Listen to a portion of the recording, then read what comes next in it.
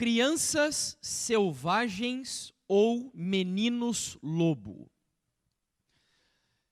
Essas são algumas histórias de bebês que foram abandonados em florestas ao redor do mundo ou em lugares isolados.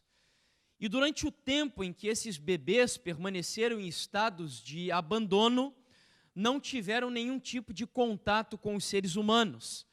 Em realidade, quando essas crianças foram já aí encontradas, já estavam em idades assim bastante avançadas, com cerca de 5, 6, 7 ou até 8 anos de idade. E o que os estudiosos perceberam ao encontrarem essas crianças, que durante o tempo de abandono foram criadas por lobos ou animais aí das florestas, é que essas crianças contraíram ou absorveram o comportamento de animais. Essas histórias são tão verdadeiras que inspiraram um famoso desenho antigo da Walt Disney. Obviamente eu não recomendo que assistam, apenas conto como curiosidade, mas o desenho do Mowgli, o Menino Lobo. E o caso mais conhecido no meio histórico e antropológico é o caso de duas irmãs chamadas Amala e Kamala, que foram encontradas na Índia no ano de 1920. Quando essas irmãs foram achadas, os estudiosos perceberam que elas se alimentavam apenas de carne crua ou podre. E, além disso, elas não falavam absolutamente nada. Apenas emitiam ruídos como os animais e, da mesma forma, para caminharem, elas não utilizavam os 2 membros inferiores. Andavam sobre os 4 membros como um animal comum. Não falavam, obviamente, absolutamente nada, como eu acabei de comentar. E, além disso, para fazerem trajetos um pouquinho mais curtos, elas utilizavam os cotovelos. E quando queriam pedir alguma coisa, apenas emitiam ruídos. E não apresentavam nenhum tipo de afetividade como um ser humano comum. Na realidade, a Amala, que se eu não me engano era a irmã mais velha, chorou apenas uma única vez quando a sua irmãzinha mais nova, a Kamala, faleceu. E claro que não duraram muito tempo. Quando elas foram encontradas, foram recolhidas e levadas para um local específico. Tentaram ali educá-las ou reeducá-las para um ambiente civilizacional, mas não foi possível por conta das condições de insalubridade que elas viveram durante os primeiros anos de vida, acabaram falecendo muito cedo. Tem pessoas que pensam que essas histórias são uma ficção, mas aí nós encontramos algumas fotos que são inclusive dessas duas irmãs, a Amala e a Kamala. Aí está a forma como elas dormiam, como os animais, assim, amontoados uns sobre os outros, e aí a forma como se alimentavam e também como emitiam ruídos para se comunicarem. Bom, essa história é apenas uma curiosidade para introduzir a mensagem dessa noite, cujo objetivo é levar-nos ao entendimento de que nós, seres humanos, somos profundamente afetados e influenciados pelo meio que vivemos. É claro que eu poderia concordar, se você está pensando no seguinte, que o grau de influência varia dependendo de uma série de fatores. Um deles, por exemplo, é a idade. Crianças, jovens, adolescentes são muito mais influenciados do que adultos. E idosos, como o próprio Senhor Jesus diz na sua palavra, que é mais fácil você dobrar o lenho verde do que o lenho seco. Mas é um fato indiscutível e hoje comprovado, inclusive cientificamente, que todos os seres humanos são profundamente, e dependendo dos casos eu diria, perigosamente influenciados pelo meio que vivem. Para quem daqui é da área da psicologia, existe uma área de estudos psicológicos que é o condicionamento clássico ou ainda o behaviorismo, que lida exatamente com esse fator. Eles entendem que os seres humanos respondem a estímulos externos. E marqueteiros e publicitários levam isso tão a sério que eles definem o consumo como a capacidade de fazer as pessoas comprarem o que elas não precisam com um dinheiro que não têm, para se mostrar a pessoas que elas não conhecem aquilo que elas não são. Isso é o consumo. E para levar você a esse objetivo, eles vão criar estímulos, necessidades através do mercado publicitário. Ou seja, nós somos o produto da influência que recebemos através das circunstâncias da nossa vida.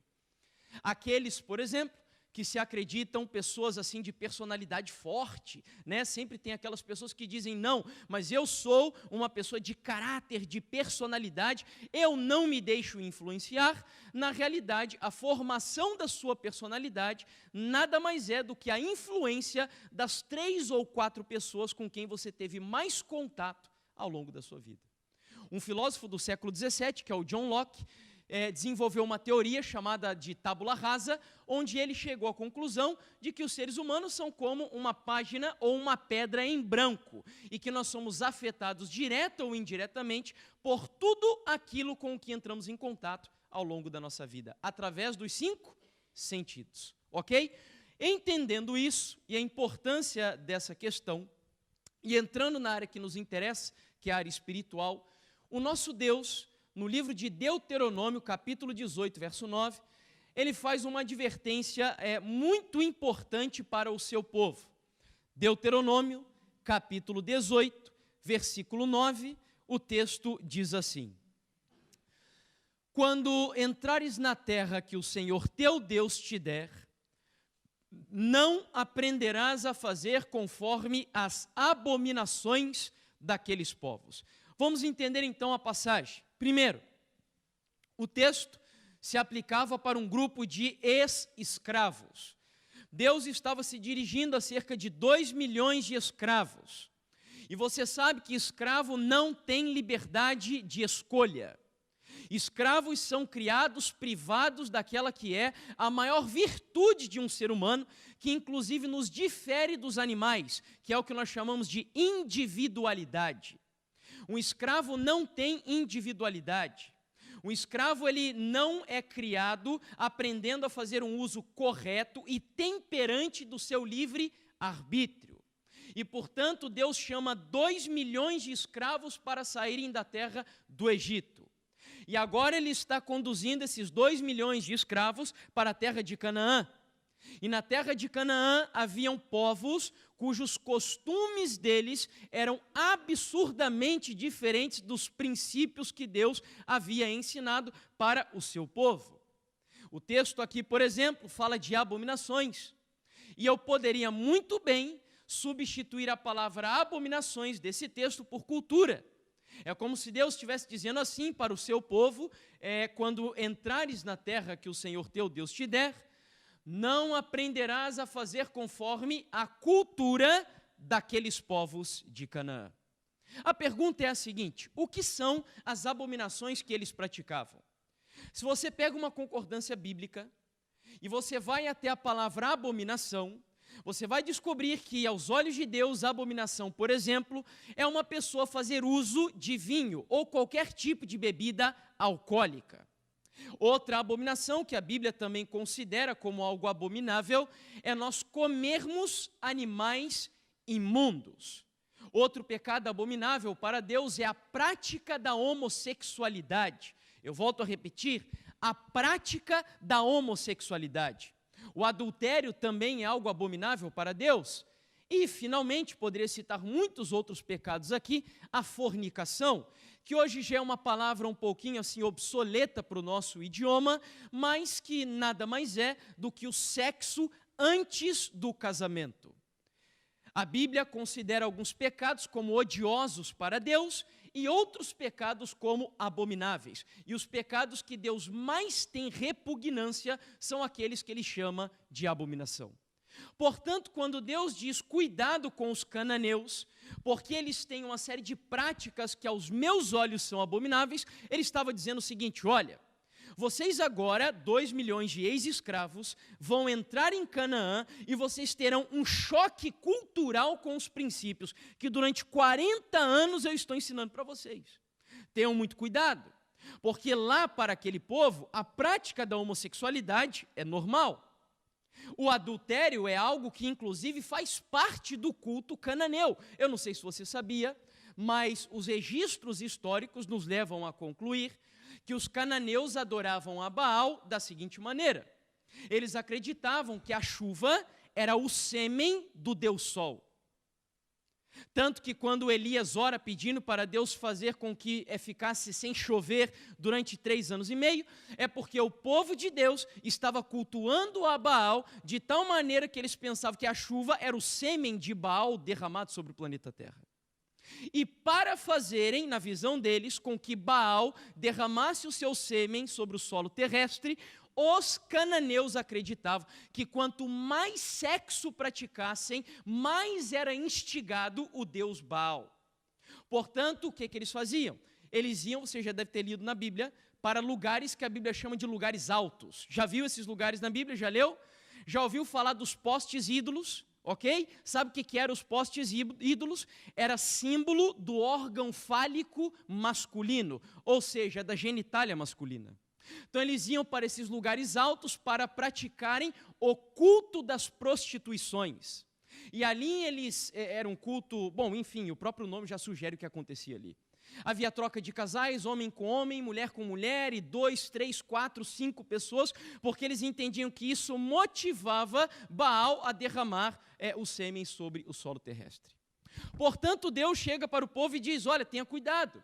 O que para esse povo é cultural, é algo totalmente normal, para mim, para vocês, como eu vos tenho ensinado, é algo abominável. E assim foi. O povo de Deus, então, agora chega no Vale de Sitim.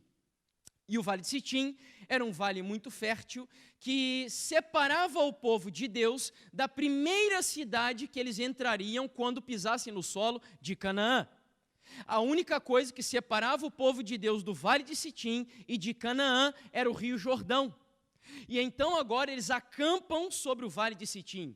Eles armam as suas tendas e estão ali tranquilamente esperando com que Moisés prepare todas as estratégias para que eles entrem em Canaã. Lembra qual era a primeira cidade de Canaã que o povo de Deus conseguiu conquistar? Jericó, exatamente. Então presta atenção, depois de caminhar 40 anos no deserto, o único obstáculo agora entre o cumprimento final da promessa de Deus para aquele povo era um rio. E para um Deus que abriu o Mar Vermelho, abriu o Rio Jordão, era algo muito simples. Então agora o objetivo deles era vigiarem. Mas será que eles vigiaram? Bom, vamos então recorrer àquela que eu chamo de microscópio de Deus, Ellen White, que vai nos ampliar o que aconteceu ali no Vale de Sitim. Ela diz assim, Patriarcas e Profetas, capítulo 41, se você não tiver ainda assim uma leitura escolhida para esta noite e amanhã de manhã, fica a sugestão, leia esse capítulo inteiro em meditação e oração. Diz assim o texto: mas por entre aquele atrativo ambiente, encontraram um mal mais cruel do que poderosos exércitos de homens armados e animais ferozes do deserto. Aquele território, tão rico em vantagens naturais, tinha sido contaminado por seus habitantes. No culto público de Baal, a principal divindade, levavam-se constantemente a efeito as cenas mais degradantes e iníquas. De todos os lados havia lugares que eram notados pela idolatria e licenciosidade, oferecendo seus próprios nomes à sugestão da vileza e corrupção do povo. E ela conclui dizendo: tal ambiente exercia uma influência corruptora sobre os israelitas. Suas mentes se tornaram familiares com os vis pensamentos constantemente sugeridos. Sua vida de comodidade e inação produzia os seus efeitos desmoralizadores. E ali está a grande estratégia de Satanás. E quase como? Inconscientemente, sem perceber, sem se dar conta, com muita sutileza, estavam a afastar-se de Deus e chegando a uma condição em que seriam fáceis presas da tentação. Ou seja, o diabo agora começou a usar as circunstâncias do ambiente, a cultura de Canaã, para impedir com que o povo de Deus entrasse na terra prometida. Tolo é aquele que pensa que o diabo, quando vê que o povo está a poucos passos de entrar em Canaã, que ele ficaria tranquilo. Não, o diabo nunca desiste enquanto ele ainda tem oportunidade de tirar você agora, não da Canaã terrestre, mas da Canaã celestial. E esse é o meu objetivo com o estudo aqui dessa noite. Portanto, o diabo vê que o povo estava pertinho de entrar em Canaã, e a última estratégia dele foi uma guerra cultural, ou seja, eu vou usar a cultura dos cananeus para corromper, prostituir e levar o povo de Deus à apostasia. Traduzindo aqui o que nós vimos, é como se o povo de Deus estivesse cercado de outdoors, de novela, de filmes, de música e de uma série de coisas e valores que para os cananeus era comum, que o povo de Deus pouco a pouco foi se inserindo tão sutilmente naquela cultura, que o que antigamente eles viam como abominável, agora era tolerável. Bom, qual foi o problema disso? No livro de Números, capítulo 25, abra lá a sua Bíblia, vejamos o que aconteceu. Números, capítulo 25, versos 1 até o 3.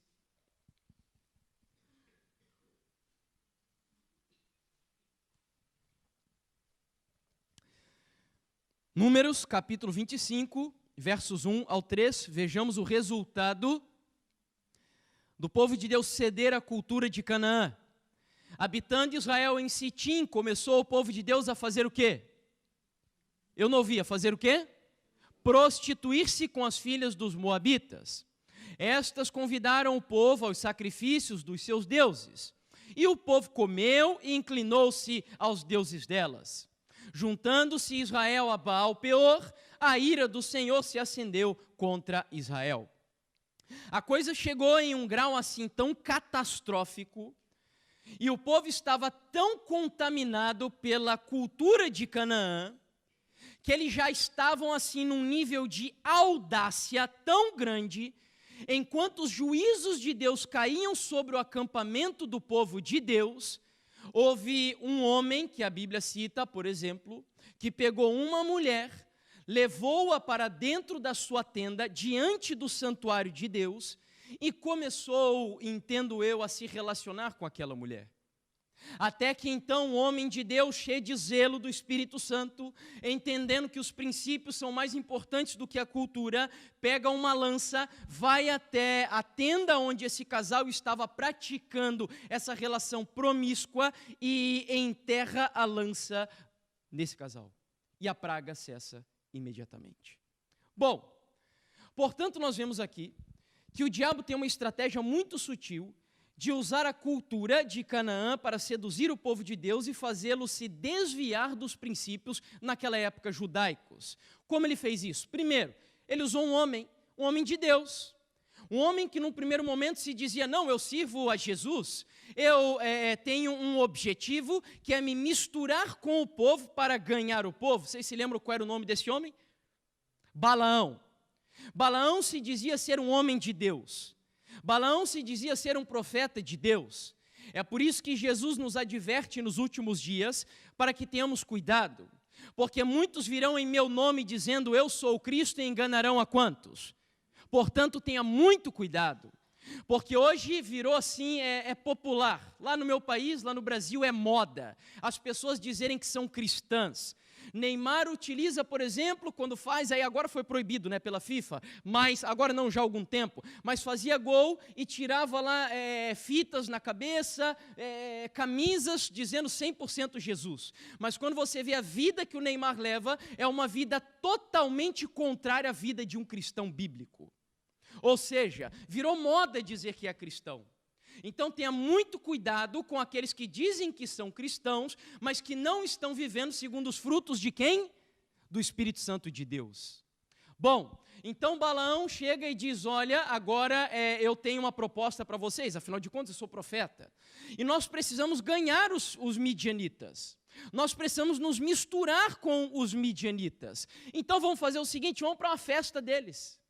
Vão participar de uma festinha, uma coisa simples, não tem problema nenhum. Afinal de contas, nós precisamos ser o sal da terra e a luz do mundo.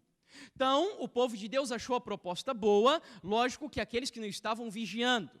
E eles foram para aquela festa dos midianitas. Tudo isso está escrito no Patriarcas e Profetas. E, além disso, no livro de Flávio Josefo, que é um historiador judaico, chamado História dos Hebreus. Ele relata também os episódios dessa apostasia do povo de Deus no Vale de Sitim. E então eles vão para a festa. Quando eles chegam lá na festa, as músicas começam a fazer com que o povo baixe a sua norma. Como assim? Música faz com que eu baixe as normas? Sim. Só cito um exemplo. Ellen White diz que, dependendo do tipo de música que ouvimos, as músicas podem incitar as paixões baixas dos seres humanos. Basta você ver como o funk, por exemplo, ele é tocado e como ele incita e motiva a erotização das pessoas. E então o povo de Deus estava ali agora num ambiente totalmente mundano. As músicas fazem com que eles percam a percepção espiritual das coisas, a ponto de Balaão oferecer-lhes agora vinho para beber. E então o povo de Deus começa a tomar vinho, e tomam tanto vinho que chegaram a ficar bêbados, embriagados. Quando eles estavam embriagados, fizeram a mesma coisa que os 2 filhos de Arão fizeram, Nadab e Abiú. Perderam a noção do santo e do profano. E como eles perderam? Quando eles já estavam bêbados, Balaão chegou agora e disse assim para eles: olha, eu tenho aqui mulheres belíssimas para vocês. As midianitas, olha, elas não têm os mesmos princípios, mas se relacione com elas, não tem problema nenhum. E o povo de Deus caiu na sedução das mulheres. E quando eles estavam já totalmente envolvidos pelo seu sentimentalismo com as mulheres midianitas, no final, o diabo propôs o que ele queria desde o princípio. Preste atenção, o objetivo do diabo não é fazer você beber bebida alcoólica. O objetivo de Satanás não é fazer você mentir ou comer coisas que não são assim exatamente orientadas por Deus. O objetivo de Satanás, eu ainda diria, não é nem mesmo fazer você praticar uma relação sexual promíscua. O verdadeiro objetivo de Satanás, sabe qual é? Fazer você adorar a ele. E então, depois de passar por todos esses estágios sutis, as mulheres midianitas chegam para o povo de Deus e dizem assim: nós queremos agora que vocês ofereçam sacrifícios para os nossos ídolos. E o que o povo fez? Ofereceu. A gente vai voltar um pouquinho mais nisso quando eu falar sobre Armagedon. Mas então, a grande estratégia do inimigo é usar a cultura para seduzir o povo de Deus. E aqui então eu quero gastar um pouquinho de tempo definindo o que significa princípio e o que significa cultura, para nós entendermos as diferenças e as relações que há entre uma coisa e outra. Em primeiro lugar, princípio, eu encontrei essa definição na Revista Adventista de março, lá no Brasil, do ano de 2015. O doutor Paulo Cândido, que é pastor adventista, mas também sociólogo, definiu o princípio da seguinte maneira: são as revelações de Deus a todas as pessoas e transcende tempo e espaço, história e geografia, ou seja, princípios bíblicos são aplicáveis a todas as pessoas, em qualquer tempo histórico e em todos os lugares. Quem entendeu isso daí, diga amém. Olha o que ele está dizendo. O princípio que é, em primeiro lugar, estabelecido por que livro mesmo? Pela Bíblia. Para um cristão, os princípios da nossa vida são estabelecidos pela Bíblia.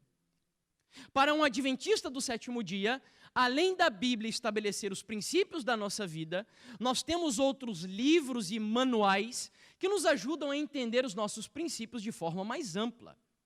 Que livros são esses? Os livros de quem? De Ellen White. E em terceiro lugar, ou seja, primeiro a Bíblia.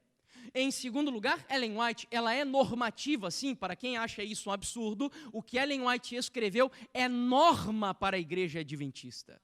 Não é apenas conselho, é norma, dada por Deus.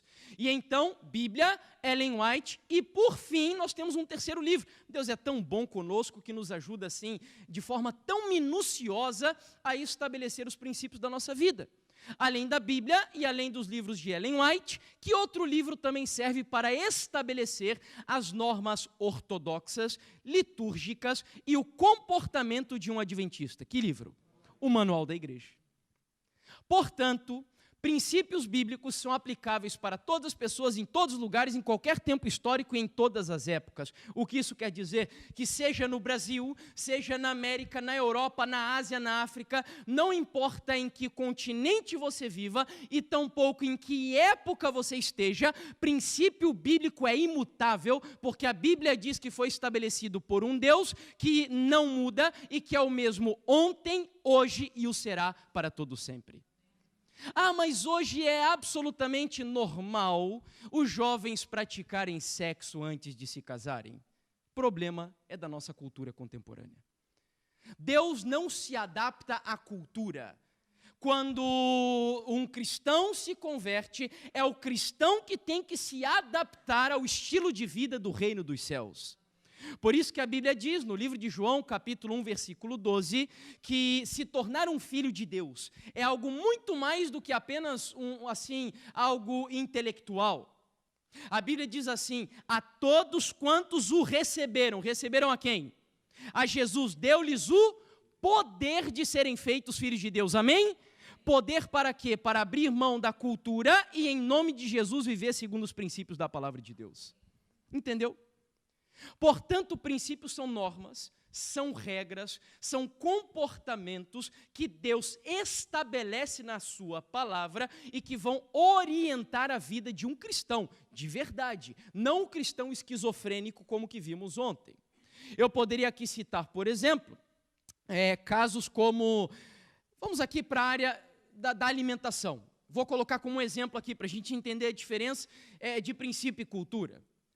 Lá no Brasil, nós temos o costume de comer arroz com feijão, é um hábito do brasileiro, faz parte quase que da nossa dieta diária. Pergunto, há algum problema em comer arroz com feijão? É pecado comer arroz com feijão? Não, não tem problema nenhum. Eu já vi que aqui vocês têm o hábito de comer pão, azeitonas, e eu acho que é isso, né? Azeite também se usa bastante, que eu vi nas entradas, uma sopinha na entrada também. Algum problema em comer pão e azeitona? É pecado? Não, não tem problema nenhum. Mas suponhamos que você agora vai em uma missão pregar o evangelho na China. E agora você, como um adventista do sétimo dia, começa a orientar o chinês como um cristão convertido segundo os princípios bíblicos deve viver. E aí chega o estudo bíblico da dieta, o estudo dietético. E você sabe que na China, não sei se são todos, mas muitos deles, respirou e andou, tirando os seres humanos, eles comem, é normal. Eles usam até carne de cachorro lá e vários animais imundos. Faz parte da cultura deles. Porém, para um chinês convertido e regenerado no reino dos céus, ainda que seja cultural comer animais imundos, um chinês que se torne um cristão, ele abre mão da cultura porque o que passa a mandar na vida dele são os princípios do reino de Deus. Vocês entenderam? Na Bíblia, por exemplo, tem princípios sobre vestuário, sim ou não? Ah, mas é muito quente o lugar que eu vivo, e aí por ser muito quente eu posso abrir mão dos princípios? É claro que não.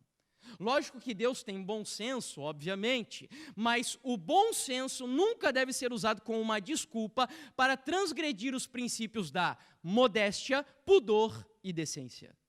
Princípios. São normas que Deus estabelece na sua palavra. E ai daquele que abre mão dos princípios usando como desculpa a cultura. Por que eu estou entrando nesse assunto? Porque hoje fala-se muito de relativismo cultural. Multiculturalismo. Eu já vi pessoas em congresso de jovens, chegando para jovens, e agora eu vou entrar num problema aqui, mas enfim, eu espero que você entenda mais uma vez que é o Espírito Santo quem fala e não eu. Bom, eu já vi pessoas do nosso meio em congresso de jovens dizendo assim, olha, eu fui criado por uma família adventista, e criado numa família assim, eu cresci em um lar extremamente estreito, com a mente fechada, e quando eu saí do Brasil, eu aprendi assim a entender um pouco melhor a questão cultural. E de fato é muito bom, eu estou aprendendo muito com vocês aqui. Porém, nós temos que ter cuidado. Esse palestrante disse o seguinte, E eu vi que aqui no Brasil, ele falando para os jovens brasileiros, por exemplo, é pecado beber café. Mas lá nos Estados Unidos, tem alguns professores da Andrews que entram para dar aulas bebendo café. Ou seja, o que ele quis dizer com isso? Que café é uma questão cultural. Pergunto, para um adventista do sétimo dia, beber café é uma questão cultural? Quem aqui não leu ainda, eu recomendo que leia, porque de todos os artigos de alimentação, aquele que Ellen White, orientada por Deus, claramente diz que é pecado, nem da carne ela chega a dizer, embora nós temos muitas orientações para a gente viver uma dieta vegetariana, mas nem da carne ela é clara. Agora, sobre o café, ela claramente diz assim, beber café é pecado. E para você ter ideia, ela coloca o café na mesma categoria, sabe do quê? Do fumo. Foi o primeiro artigo de alimentação que Deus ordenou que os adventistas deveriam excluir da sua dieta. Portanto, princípios. E o problema, por mais que isso tudo pareça ser muito pequeno, é que quando eu abro mão dos princípios da minha vida, eu vou cada vez mais cedendo e cedendo para coisas maiores. É a sutileza de Satanás. Bom, cultura. Entendemos um pouquinho dos princípios, vamos então agora à cultura. E a cultura, a palavra foi definida por Edward Taylor no século, se eu não me engano, 19. A verdade é que a palavra cultura tem muitas definições. Eu vou apenas apresentar uma aqui para vocês. Ele definiu assim, um conjunto complexo que inclui os conhecimentos, as crenças, a arte, a lei, a moral, os costumes e todas as outras capacidades e hábitos adquiridos pelo homem enquanto membro de uma o quê? Sociedade. Qual é a grande diferença, segundo esse texto, entre um princípio e entre a cultura? Alguém captou? Porque assim, eu vou ajudar você. Os princípios definem as minhas crenças, sim ou não? Sim. Os princípios definem o meu gosto para a arte, sim ou não? Ok? Define também a lei e a moral para a minha vida, sim ou não?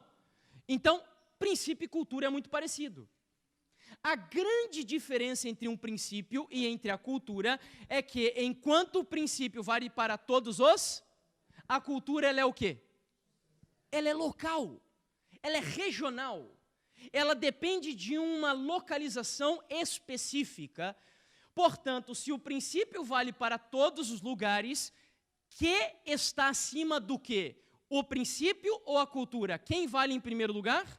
O princípio, obviamente. Para nós entendermos isso de forma bem clara, eu vou parafrasear uma frase muito conhecida de vocês, que está em Atos capítulo 5, verso 29. O apóstolo Pedro, na sinagoga judaica, chegou certa vez e disse assim, antes importa obedecer a Deus do que a quem? Do que aos homens, não é? Então, parafraseando, o texto é como se estivesse da seguinte maneira, antes importa obedecer aos princípios do que a... Vamos repetir? Você fala só o final. Antes importa obedecer os princípios do que a... Amém? Essa deve ser a regra da vida de um cristão. Eu gosto muito da frase do Dr. Rodrigo Silva.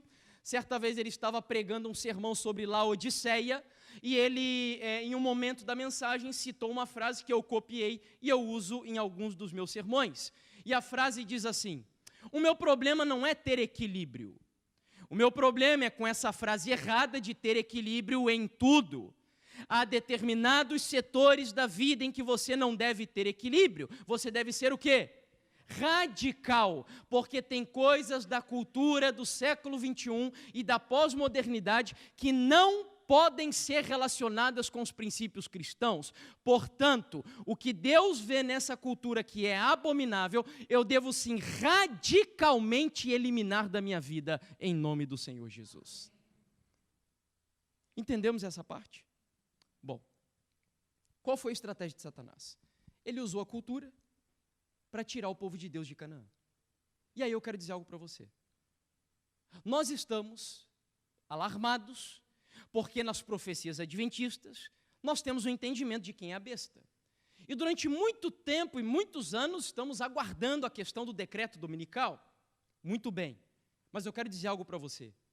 o grande inimigo da igreja adventista hoje, volto a repetir, hoje ainda não é a igreja papal. Ainda não é a igreja papal. O grande inimigo dos cristãos adventistas hoje, que o diabo está usando sutilmente, sorrateiramente para tirar você da Canaã celestial, é a cultura do século 21. Que no livro de Apocalipse é representado por uma outra besta, e que eu não tenho tempo aqui para falar sobre ela, para provar isso que eu vou dizer para vocês, mas que em Apocalipse 11, a cultura contemporânea do século 21, que está neutralizando a influência da igreja, é representada pela besta que sobe da onde? Alguém sabe? Do abismo, que tem origem na Revolução Francesa. Bom, quem quiser depois estudar um pouquinho sobre isso, na internet, inclusive, existem alguns estudos, eu acho que até do pastor Paulo Cordeiro aqui, e outros aqui, de Portugal mesmo, já gravaram conteúdos dessa linha. Mas, enfim, essa é a grande besta que o diabo está usando hoje para neutralizar a nossa fé. E agora eu quero que a gente traga tudo isso, portanto, será que o exemplo do Vale de Sitim tem alguma coisa a ver conosco? E se tem. Olha o que diz o apóstolo Paulo em 1 Coríntios, capítulo 10, versículo 11.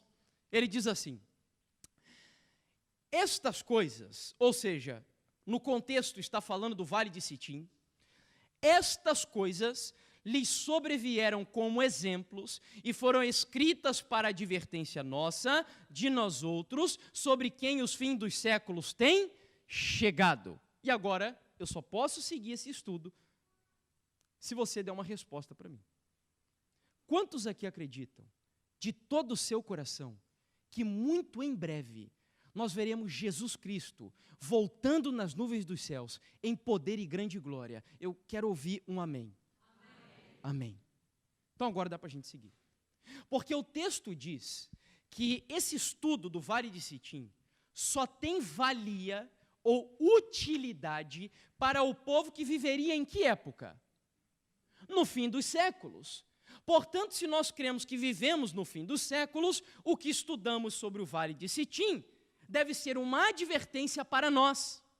Então, o microscópio de Deus, Ellen White, seguindo a mesma linha do apóstolo Paulo, porque foi o mesmo Espírito Santo que inspirou os dois, ela diz assim: aproximando-nos do final do tempo, ao achar-se o povo de Deus nas fronteiras da Canaã celestial, Satanás fará o quê? Redobrará, como fez antigamente, os seus esforços para os impedir de entrar na boa terra. Que em nome de Jesus o diabo seja repreendido e que ele não tenha autoridade sobre a vida de cada um de nós aqui nessa noite. Porque o texto é assustador. O texto diz que hoje ele não vem apenas fazer o que ele fez no Vale de Sitim. Ele vem com força dobrada. Mas eu tenho uma boa notícia para você. Nós vivemos sob a jurisdição de um Deus que conhece o fim desde o princípio. Tem um livro de Mao Tse-tung, um filósofo chinês. O livro se chama Arte da Guerra. E ele diz assim, olha, não com essas palavras exatamente, mas que uma forma segura de você vencer uma guerra é você possuir as suas estratégias e conhecer as estratégias do inimigo. É 100% de certeza que você ganha a batalha. Portanto, nós temos um Deus que traçou as estratégias para nós e, além disso, está desvendando as estratégias do diabo. Portanto, sabendo que o diabo vem com força dobrada, Deus, o nosso Pai amoroso, prometeu que para a batalha final entre Cristo e Satanás, entre a igreja e o diabo, ele enviará o Espírito Santo em porção quê? Amém? Deus seja louvado. Como se chama isso mesmo na teologia adventista? Chuva o quê? Chuva serôdia. Portanto, queridos, o diabo já está derrotado. Por mais que ele venha com força dobrada, ele já é um derrotado, porque a Bíblia diz que onde abundou o pecado, superabundou a graça de Deus. Mas o texto é uma advertência. E a minha questão é, será que ele está obtendo espaço? Será que ele está conquistando territórios e levando a igreja cristã a se desviar da rota para a Canaã celestial? Eu só trouxe alguns dados breves aqui para vocês, inclusive são dados da própria Europa. que hoje talvez seja o continente onde um dia o cristianismo já foi assim o mais pujante da história cristã, a Europa hoje é o continente mais atacado pelo diabo. E aqui, por exemplo, na BBC, saiu uma notícia dizendo que 1/4 ou 25% dos cristãos que vivem na Inglaterra não acreditam mais na ressurreição de Jesus Cristo. São cristãos, mas não acreditam mais que Jesus ressuscitou. Fruto do quê? Do secularismo. Além disso, na Alemanha, 1/3 dos cristãos na Alemanha já não acredita mais no céu. Acreditam que a vida se resume ao aqui e agora. E cada vez mais os cristãos na Europa estão abrindo mão dos princípios da palavra de Deus. Isso que aqui são apenas crenças. É óbvio que isso vai afetar o estilo de vida.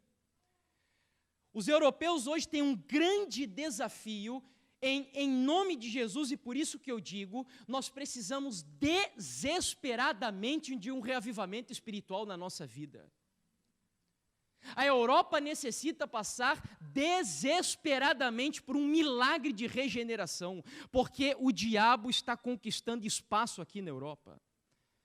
Eu venho, por exemplo, de uma missão pregando em uma igreja na Inglaterra, e a gente sente lá que a coisa está assim em bancarrota. Há uma frieza, um formalismo, um ritualismo. É como se os membros fossem para a igreja no automático, e quando vão, porque a maioria dos jovens estão abandonando as fileiras do Senhor. Aqui, por exemplo, na sequência das notícias, nos é dito que em Londres, 423 novas mesquitas e 500 igrejas cristãs fechadas. E eu me pergunto, por que os muçulmanos estão crescendo e avançando no território europeu, enquanto nós cristãos estamos perdendo o território? Talvez seja pelo motivo que, se eu não me engano, o Dalai Lama disse certa vez, que o problema do cristianismo, sabe quem é? Os cristãos. Talvez seja por isso. E a última notícia que eu trago para vocês nos diz que o Islã influencia a Europa mais que o cristianismo, alerta especialista. Uma Europa que, por exemplo, alguns séculos atrás, eu não sei quantos já ouviram falar de John Knox, um reformador escocês, homem de Deus, valente, homem de oração, de fé e poderoso nas Escrituras. A rainha da Inglaterra, quando estava em guerra com a rainha da Escócia, chegou a dizer que ela tinha mais medo das orações de John Knox do que os canhões da rainha da Inglaterra, da rainha da Escócia. Só para você ter ideia como esses homens influenciaram a Europa de forma poderosa. Queridos, não subestimem, você hoje é um cristão e adventista por uma razão principal. Deus levantou você nessa geração para que você seja um agente de reforma na Europa em nome de Jesus. Acredite nisso. Deus escolheu você, e eu costumo dizer para imigrantes que estão aqui, quem veio do Brasil, quem veio de países lusos, países africanos, se você é um imigrante aqui, nós americanos e africanos temos especialmente uma dívida com o continente europeu. Sabe por quê? Porque a Europa já enviou homens de Deus e missionários para todos os lugares do mundo. Inclusive na América, nós somos afetados pelo cristianismo por causa dos europeus. Mas sabe o que o Senhor espera de você, imigrante, aqui agora? Deus não trouxe você aqui para dentro apenas para você trabalhar e ganhar dinheiro. Você que é imigrante aqui deve entender que você é um missionário dentro desse país. Você tem um objetivo a cumprir aqui dentro. Nós temos uma dívida com esse continente e, em nome de Jesus, eu acredito que Deus deseja usar você para mudar a história da igreja e do cristianismo aqui na Europa. Acredite nisso. Eu acredito que o Senhor Jesus está voltando. E há uma profecia bíblica, do espírito de profecia, que diz que antes de Jesus voltar, a igreja experimentaria um reavivamento espiritual tão poderoso que seria semelhante e até maior, ela chega a dizer, do que aquele que os apóstolos experimentaram no Pentecostes. Já pensou? Já pensou você saindo pelas portas da sua casa, depois de passar tempo no altar de oração e na presença de Deus, e as pessoas olharem para o seu rosto e dizer, olha, eu vejo que tem uma glória iluminando na sua face? É isso que Deus está dizendo que vai acontecer nessa época. E é isso que Ele quer que aconteça na sua vida. Só que isso não é fruto do acaso. é fruto de oração, é fruto de batalhas, lutas realmente no altar da oração, do estudo da Bíblia e obedecendo os princípios da palavra de Deus. Sabe, queridos, a gente vai entrar aqui agora na conclusão da mensagem. Muitos dos nossos pastores adventistas estão assim profundamente preocupados realmente com a nossa condição frente aos desafios da cultura contemporânea.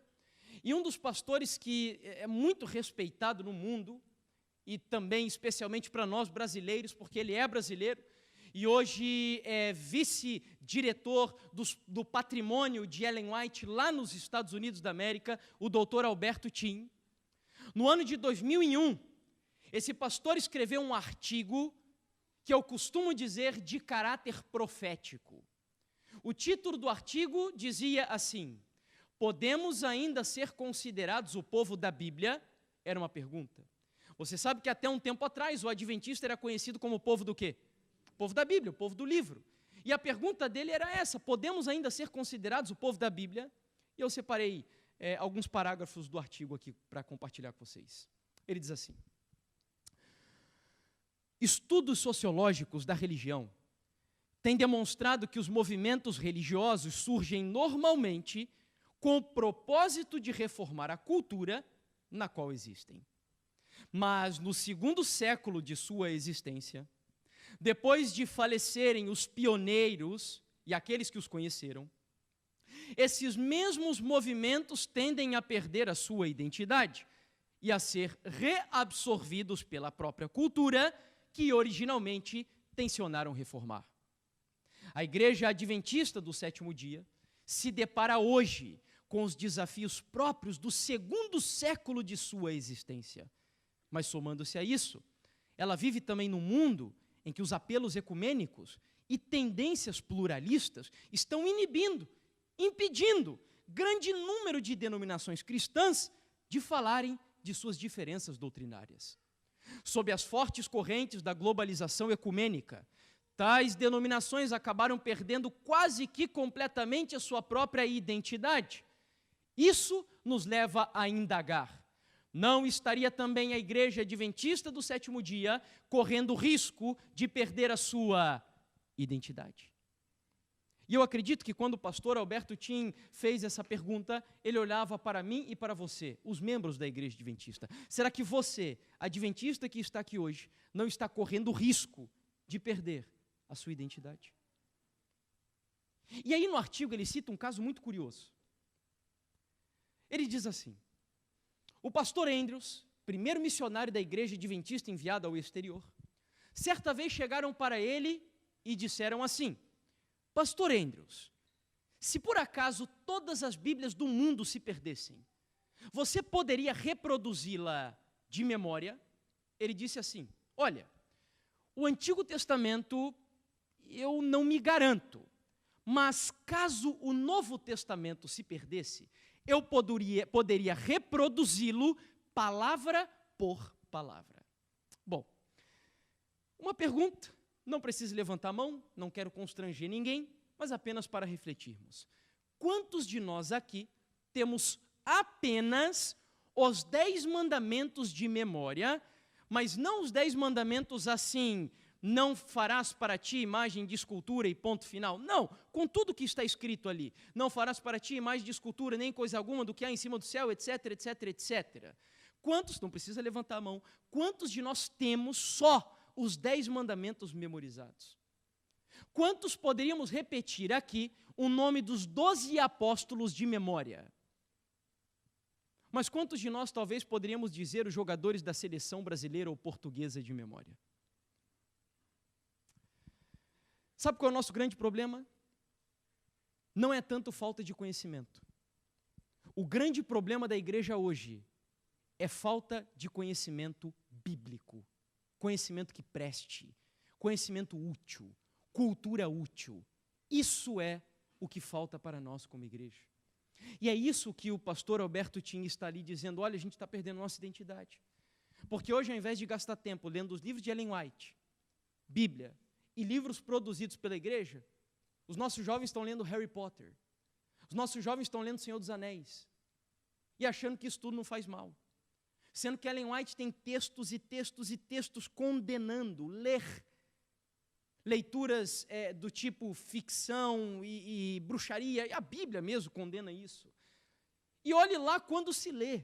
Nós estamos assistindo essas coisas. Eu costumo dizer assim, não sei quantos sabem, Ellen White, na época dela, condenava, ou melhor, ela orientava, aconselhava as mulheres da sua época a não lerem livros de romance e novela. Porque ela diz que isso tornava a mente das irmãs enfermiça, sentimental, e quando se casavam, criavam castelos na areia, pensando que a vida de casamento era uma vida assim meio romântica, aquela coisa principesca, tipo Romeu e Julieta. E não é assim. E aí eu fico imaginando, se ela já orientou a gente não ler, imagine se ela vivesse na época da televisão. Eu nem sei o que ela diria. Nem sei o que ela diria. Bom, você precisa meditar nessa pergunta. Tudo que eu estou pregando aqui, o meu objetivo não é que você olhe para ninguém dentro da igreja. Eu não quero que a gente saia daqui olhando para o irmão X, Y e Z, pensando assim, bah, esse daqui está longe de Deus, esse daqui está mais ou menos, esse daqui é o cara. Não é esse o objetivo. As mensagens que eu trouxe para vocês nessa semana têm um único objetivo, é você olhar para uma pessoa aqui dentro da igreja. Que pessoa é essa? Você mesmo. É você fazer uma autoanálise da sua vida. E a segunda pessoa para quem você vai olhar é aquela pessoa que foi crucificada no Calvário, porque ela deve ser o modelo e exemplo da sua trajetória rumo ao céu. Não se preocupe com o seu redor, se preocupe com o crescimento espiritual da sua vida. E tenha muito cuidado para não se tornar um crítico também. Muito cuidado. Porque a grande estratégia de Satanás hoje também tem sido assim, diz Ellen White, quando ele não consegue prender a pessoa no frio formalismo, ele empurra para o fogo do fanatismo. E o diabo está brincando dentro da igreja com esses dois extremos. Pessoas liberais e pessoas fanáticas, que agora olham para tudo que é lado e acusa e critica e etc. Deus não nos chamou para fazermos isso. Quando chegam pessoas para mim e dizem assim, irmão Jefferson, olha, eu vejo você pregando, as mensagens que você prega são as mesmas que eu prego, eu não sei como deixam você pregar e porque na minha igreja eu não tenho oportunidade de pregar, não me dão um púlpito para eu pregar, e eu já fico tremendo quando pessoas chegam para mim querendo pregar. Porque talvez uma das razões pelas quais Deus me dá a oportunidade de pregar o que eu prego é porque eu não quero pregar, eu não faço questão nenhuma de pregar, eu gosto de pregar. Mas eu preferiria muito mais estar assentado aí onde você está, aprendendo e ouvindo um sermão, porque eu gosto demais de aprender. O maior deleite da minha vida é assistir mensagens, documentários úteis e ler, que é a coisa que eu mais me agrado fazer, é ler. Então, se eu pudesse, eu faria isso. Mas quando você começa a reclamar, não, porque não me dá o púlpito, e aquilo outro, e fica bravo e começa a criticar, é um sinal que você precisa, fica bem quietinho. E espera que se um dia Deus quiser te usar pregando, por exemplo, Ele vai te dar a oportunidade.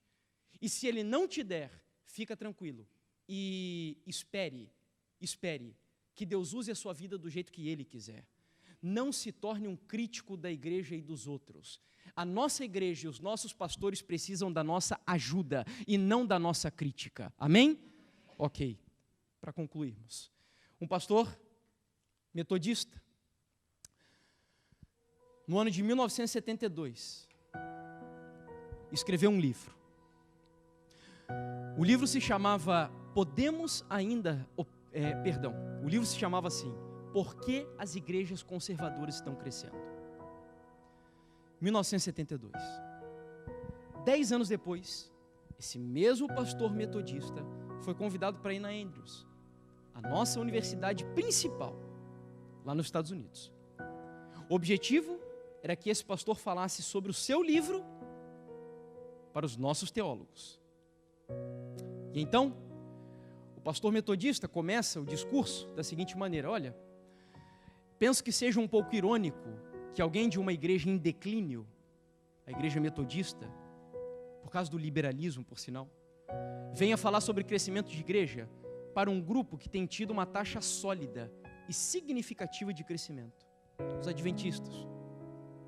Ao longo do discurso, ele concluiu com essas palavras: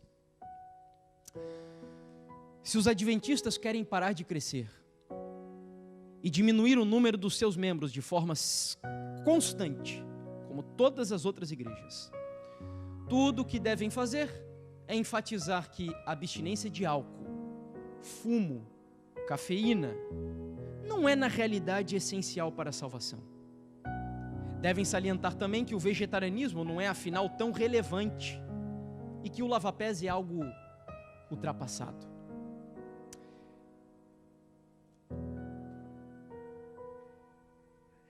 Devem reconhecer ainda que o dízimo, assim como outros fatores já mencionados, podem ser uma forma de justificação pelas obras.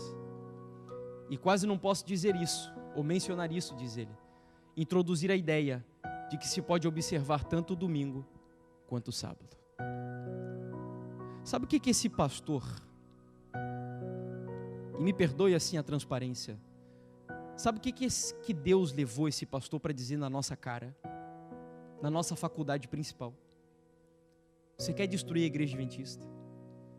Você quer neutralizar a igreja adventista? Você quer fazer ela parar de crescer? É simples. Abra mão da sua identidade. É isso que ele disse ali. Muito simples. Ah, mas então você quer dizer que a gente vai viver uma vida assim, tipo do claustro, monástica, exclusa da sociedade, uma vida completamente alheia ao que acontece ao nosso redor? Não. Não é esse o plano de Deus. Que nós vivamos assim, excluídos totalmente, sem contato com as pessoas, não. O plano de Deus é que você se misture, sim. O plano de Deus é que você tenha contato com as pessoas, sim. Mas o plano de Deus é que no contato com as pessoas, que você seja uma luz resplandecendo no meio das trevas que estão destruindo a vida dos seres humanos, e não ao contrário. O plano de Deus não é que você vá para as universidades, como os nossos jovens têm ido, e sejam influenciados pelas filosofias universitárias, não. Você se lembra dos valdenses? Os valdenses eram preparados pelo menos 3 anos e meio em missão, junto com os pais. Os pais preparavam eles, aí mandavam eles em missão, eles passavam cerca de 3 anos, diz Ellen White, ou 3 anos e meio, e aí depois disso, iam para a faculdade. Quando chegavam lá, oh meus irmãos, a vida desses jovens valdenses, Deus usava de forma poderosa dentro das faculdades. Poderosa. E cadê os valdenses de hoje? A terra de John Wycliffe, terra de John Wesley, de Tyndale, de Jonathan Edwards, de John Stott e de tantos outros homens de Deus, hoje a Inglaterra é a terra de Richard Dawkins, o patrono dos ateus. Por que razão isso está acontecendo? Muitos cristãos hoje pegam o livro de Romanos e dizem assim: não, mas basta aceitar a Jesus com a minha boca que eu estarei salvo. É só eu dizer: Jesus, eu te amo, tu és tudo para mim e eu estarei no reino dos céus. Vamos entender esse texto dentro do contexto? Paulo escrevendo para os romanos, dizendo assim: se confessares a Jesus Cristo com a tua boca como teu Salvador e o aceitares no teu coração, tu estarás salvo. Preste atenção aqui agora. Como é seu nome, irmão, por favor? Daniel. Imagina o irmão Daniel vivendo no Império Romano.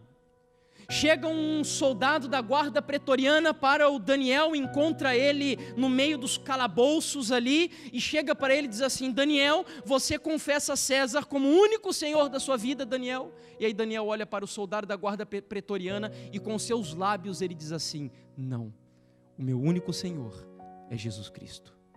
O que acontecia com Daniel no contexto do Império Romano? Era enviado para as arenas, ou para o Coliseu, na época do Coliseu, para ser mastigado pelas feras, crucificado, ou na época de Nero, pregado no madeiro, banhado em piche e aceso em chamas de fogo, para iluminar os corredores da famosa Ápia das ruas do Império Romano. Isso era ser cristão naquela época, e isso era confessar Jesus com a sua boca.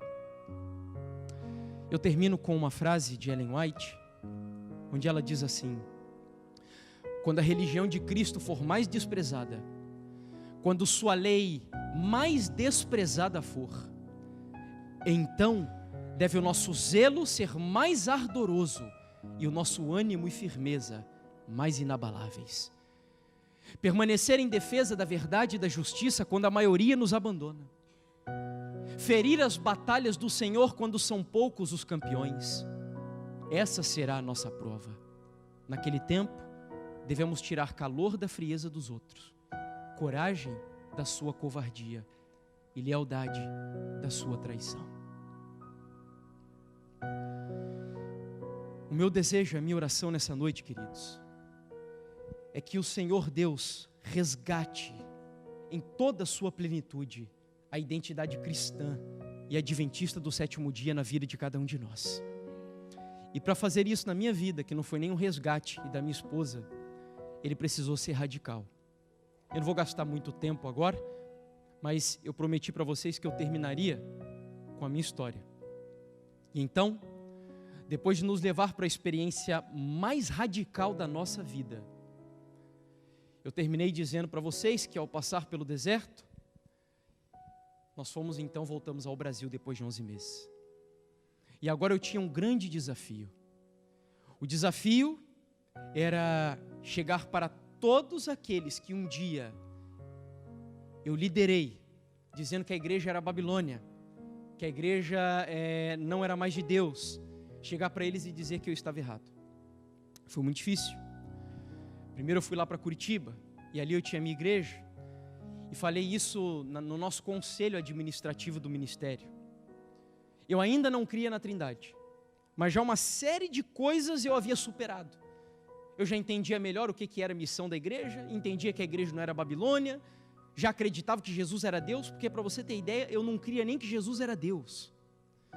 E aí havia superado várias coisas, mas ainda não cria na Trindade. Só que eu comecei a viajar pelo Brasil, isso durou um ano mais ou menos, visitando os grupos e dizendo assim, olha, está tudo errado. Durante 10 anos, nós temos pregado e a mensagem que a gente está pregando não tem nada a ver com o plano de Deus para essa época, isso não é verdade presente. E ali já aconteceu uma divisão. Eu ainda continuei liderando por algum tempo um grupo de pessoas, já entendia que a igreja adventista era a igreja de Deus, mas ainda congregava separado. Até que depois de fazer uma campanha evangelística em Brasília, tinha um grupo de irmãos da igreja adventista assistindo, de anciãos de uma igreja lá. E ao terminar a campanha, um desses irmãos chegou até mim e disse assim, Jefferson, você não crê que a igreja é Babilônia? Você crê que a igreja é de Deus? Você já crê no batismo em nome do Pai, do Filho e do Espírito Santo, que eu também não cria. O que te impede agora então de você ser um adventista? Se batiza na igreja. Vire um adventista. E ali foi o primeiro momento que eu senti o Espírito Santo falar comigo. Desde aquele dia, foram 3 meses que eu quase nem dormi à noite, irmãos. Porque agora eu comecei a estudar, levar a sério o assunto da Trindade. E não tem para onde correr. Os escritos de Ellen White e a Bíblia claramente demonstram que o Espírito Santo é uma pessoa e é Deus. Isso está claro. A desculpa mais forte que nós usávamos era que os escritos de Ellen White tinham sido adulterados pela igreja. E aí quando eu vi os manuscritos de Ellen White, a caligrafia dela ali, dizendo que o Espírito Santo era a terceira pessoa, os 3 poderes do céu e etc. Eu não tem como. E então para mim foi um golpe, porque agora eu estava diante da decisão mais difícil para a minha vida. Eu era como se fosse um pastor desse movimento, vivia dos dízimos, não sabia fazer outra coisa, porque eu falei para vocês que eu fui criado todo mimimi, pela minha mãe. E aí agora eu sabia que quando eu rompesse com o movimento, a minha questão era, como que eu vou sustentar a minha família, minha esposa, minha casa? O que eu vou fazer agora, Senhor? E foi muito difícil, irmãos. Eu estava agora diante de um dilema, a verdade ou o dinheiro? E eu tive que tomar uma decisão. Antes de comunicar para a minha igreja, foi meio doido isso, engraçado até. Eu fui meio escondido da igreja que eu liderava, lá para o interior do estado onde eu moro. Porque um pastor adventista descobriu a nossa experiência e ele fez contato comigo dizendo, cara, vem para cá junto com a tua esposa. Eu quero que você passe um final de semana aqui na minha casa e eu vou te batizar. Não quero que ninguém te batize, mas eu quero batizar você. E aí nós fomos para lá. Eu fui escondido. Nenhum membro da igreja que eu liderava sabia. E aí agora, nós fomos, passamos o final de semana. E aí no dia 15 de novembro de 2015, louvado seja Deus, a decisão mais importante da nossa vida foi tomada. Nós nos batizamos na igreja adventista do sétimo dia. Aí estão as fotos. E aí eu tinha que voltar e cumprir o desafio agora. E agora, o que eu vou fazer, Senhor? Eu preciso comunicar a minha igreja. E aí eu lembro até hoje, eu preparei um sermão, estava lá no púlpito da igreja, e o sermão era sobre fanatismo.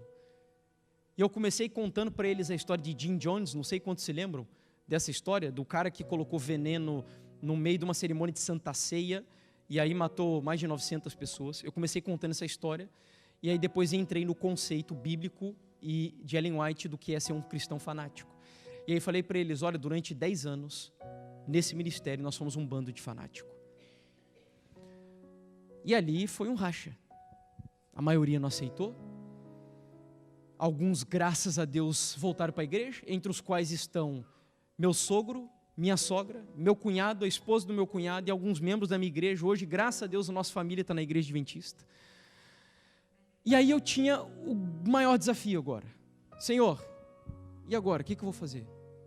Eu tenho uma missão. O Senhor sabe que eu não vou pedir para pregar, até mesmo porque na minha região lá eu estava mais queimado do que fósforo. Não tinha como, imagina, os pastores me conheciam alguns.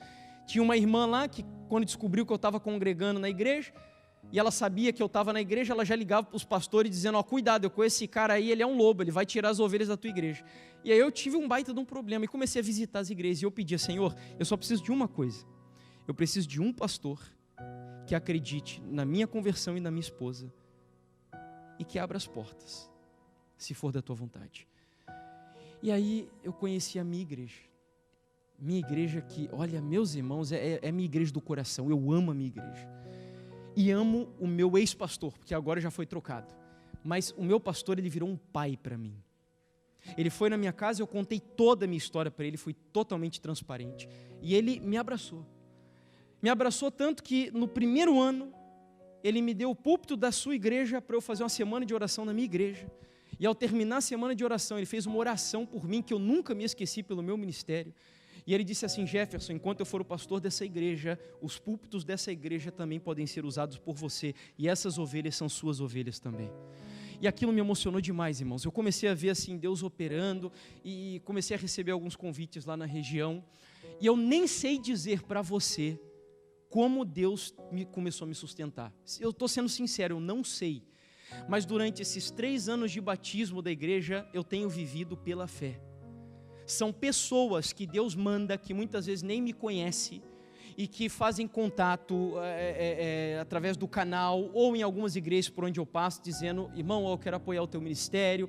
Alguns ajudam mensalmente, outros esporadicamente, e durante todos esses anos é assim que Deus tem me mantido, e a minha oração tem sido, Senhor, enquanto o Senhor quiser que eu desenvolva esse ministério, o meu pacto com o Senhor é o seguinte, me sustente. A partir do momento em que o Senhor não me sustentar, eu vou entender que eu tenho que pelo menos me dividir, trabalhar com alguma coisa e pregar aos finais de semana. E durante esses 3 anos, queridos, eu passei por momentos assim, onde a fé balançou. Eu olhava para o céu e dizia, Senhor, e agora? Tinha uma pessoa que me ajudava com um valor expressivo, e aí de repente ela parou. E eu falei, Senhor, e agora, o que eu faço? E é impressionante, porque sai um e Deus manda outro, e aí sai um que mandava mais, Deus manda 2, que daí compensa aquele que mandava. 3 anos assim, e eu só tenho louvado a Deus por isso. Eu não sei até quando, nunca imaginei que um dia, com 3 anos apenas de ministério, e a gente vai completar 4 anos de batismo no mês de novembro, nunca imaginei que um dia eu estaria aqui. Eu só agradeço a Deus, porque era um sonho que eu tinha de conhecer a Europa. Eu amo história, Deus tem me dado isso de presente, e eu falo para minha esposa por uma coisa, não é pela vaidade do meu coração, mas é porque quando a gente coloca a missão em primeiro lugar, Deus ele dá alguns mimos para você. e eu me sinto mimado por Deus. Agradeço muito, mais uma vez pelo convite do Rubem, pela oportunidade, o pastor Luiz que abriu as portas aqui da igreja. Eu estou muito feliz, é uma honra vir atrás dos púlpitos de uma igreja aqui na Europa, sabendo que esse continente é tão importante para a história do cristianismo. Que Deus nos ajude, queridos, a valorizar isso. Eu te espero, nós vamos orar agora, vamos cantar um hino antes, mas eu espero você aqui amanhã. E eu queria sim, novamente pedir para você, se você até agora ficou com medo de chamar alguém que não seja adventista, não tenha medo, pode chamar. Chame alguém até que não seja cristão para o tema de amanhã, não tem nenhum problema. Nós vamos falar sobre família. Chame, queridos, é um assunto fundamental para nós continuarmos crescendo ao longo dessa semana, tá certo? Fica esse como um apelo e um desafio, e venha preparado amanhã.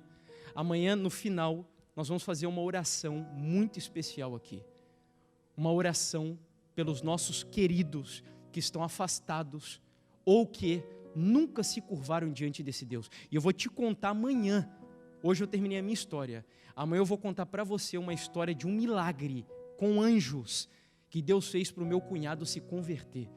É algo assim que quem não tem fé chega a duvidar. Não falte amanhã. É muito importante. Até mesmo porque nós vamos orar pelos nossos queridos.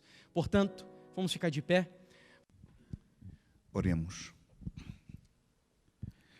Senhor nosso Deus, nós